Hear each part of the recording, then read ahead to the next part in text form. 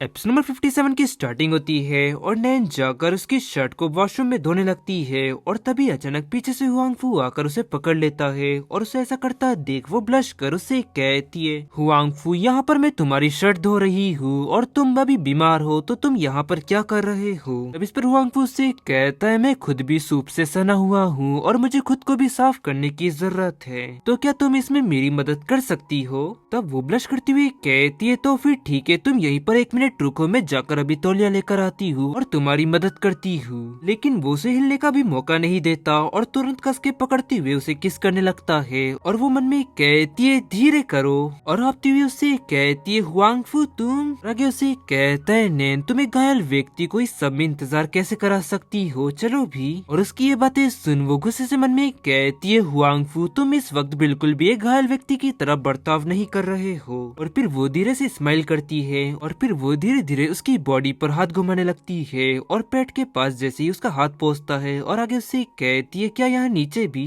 काफी ज्यादा सूप चला गया है। और उसकी ये सब बातें सुन हुआंगफू से कहता है, नैन क्या तुम आगे मेरे साथ खेल रही हो। और फिर वो आगे से उसे किस करने लगती है और फिर हुआंगफू भी अपनी तरफ से आगे बढ़ता है, लेकिन तभी अचानक उसकी पीठ में एक जोरदार दर्द होता है जिससे वो तड़प जाता है और आगे मन में कहता है, अरे नहीं, गलत समय पर मेरी पीठ में दर्द होने लगा। और उसको इस तरह देखने नागे उससे कहती, अरे हाँ, मुझे अभी अभी याद आया कि डॉक्टर ने कहा है कि तुम्हें हल्की चोट लगी है, लेकिन फिर भी तुम्हारी मांसपेशियों में चोट लगी है और इसीलिए तुम ठीक से एक्साइटेड नहीं हो पा रहे हो, क्यों, है ना। ये कितनी ज्यादा अफसोस की बात है मिस्टर हुआंगफू, कोई बात नहीं। तब वो उसको ऐसा कहता देख गुस्से से कहता है, तुम नॉटी लड़की। और तभी अचानक वहाँ पर टैंक चलाती हुई आती हुई कहता है, मॉम मॉम आप कहाँ हो। और फिर वो बाहर निकलती हुई कहती है, ओ टैंक तुम जाग गए। और वो उसे कहता है, मॉम अंकल हुआंगफू कहाँ हैं। फिर वो भी बाहर आती हुई कहता है, टैंक मैं यहीं पर हूँ। और उसे देखो कहता है, अंकल हुआंगफू।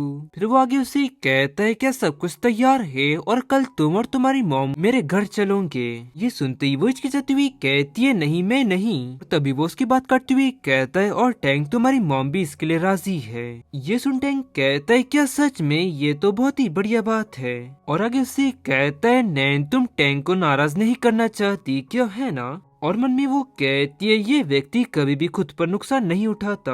और आगे उसे कहती है, हाँ हाँ बिल्कुल। और फिर टैंक कहता है, बढ़िया, और अब चलो चलकर मैं अपना सामान पैक कर लेता हूँ। और वो चलाती हुई कहती है, टैंक धीरे चलो। पर वो भागकर वहाँ से चला जाता है और वहीं नैन गुस्से से मन में कहती है, ये लड़का काफी ज्यादा स्वार्थी है। और फिर हुआंगफू पीछे से उसे गले लगाती हुई कहता है, नैन तुम बिल्कुल भी चिंता मत करो। और गाइस इसी के साथ ये एपिसोड यहाँ एंड होता है। पसंद आया तो लाइक एंड सब्सक्राइब जरूर करें। मिलते हैं आपको जल्दी नेक्स्ट एपिसोड में।